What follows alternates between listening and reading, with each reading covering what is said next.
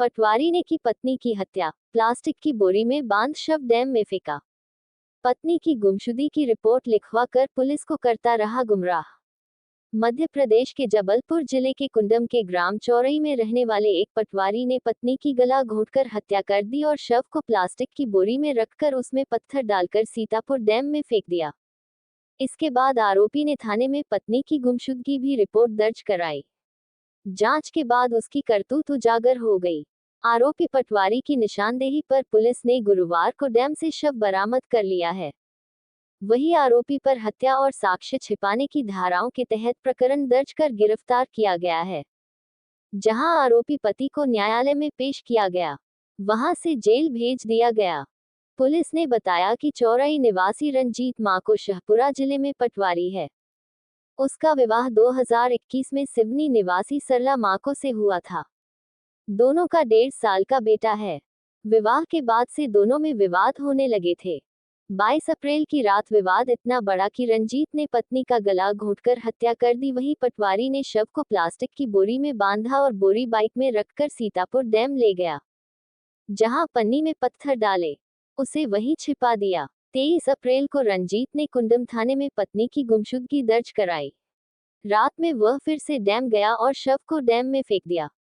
Police को रंजीत की गतिविधियों पर संदेह हुआ तो बुधवार रात उसे थाने बुलाया गया। पुलिस ने जब पूछताछ की गई, उसने पूरी वारदात पुलिस के सामने उगल दिया। गुरुवार की सुबह एसडीआरएफ की टीम को बुलाया गया। टीम ने डैम से शव को निकाला और शव को पीएम के लिए मेडिकल अस्पताल भेजा गया। वहीं पुलिस आगे की जांच में जुट गई है। वो इस साइड से देखा था, इसलिए 2020 में मिले थे इन लोग।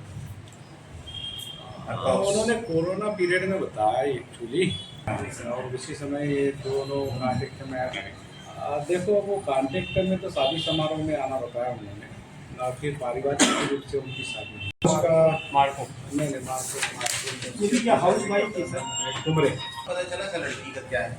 हाँ, ये जॉब में आई भी पढ़ाई कराते पढ़े। अच्छा, मुझे तो उनके परिवार से बात करके अच्छा शेखपुरा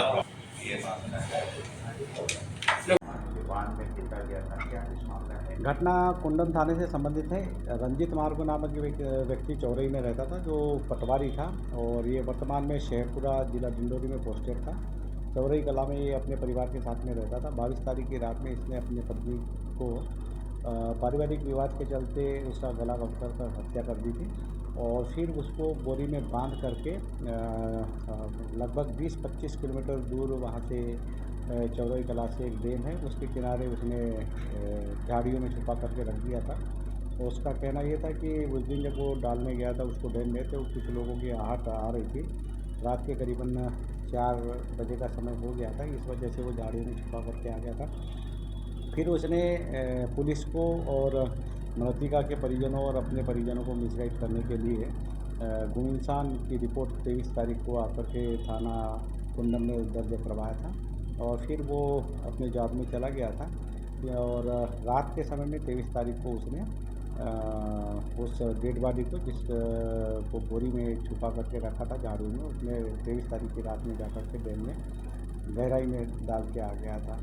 जब पुलिस उसने जांच में उसको कथन के लिए बुलाया था, तो इसके कई सारी बातों को लेकर के पुलिस को डाउट हुआ, और उससे अच्छे से पूछताछ करने पर ये पता चला कि उसी व्यक्ति ने अपनी पत्नी को मारा है और बोरे में बांध कर करके उसको डैम में डाला है।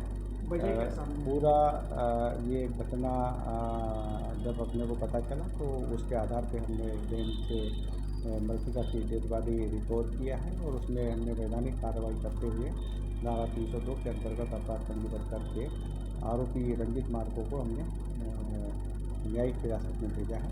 मामला अभी इन्वेस्टिगेशन में है, और एविडेंस जो भी आएंगे उसके अकॉर्डिंग हम कार्रवाई करेंगे।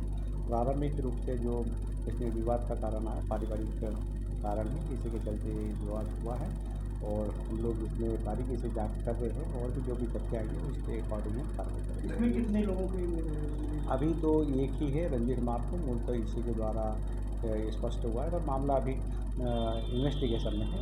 इन्वेस्टिगेशन के कंप्लीट होने पर ही हम स्पष्ट रूप से बता पाएंगे कि कौन कौन और इसमें मामला है।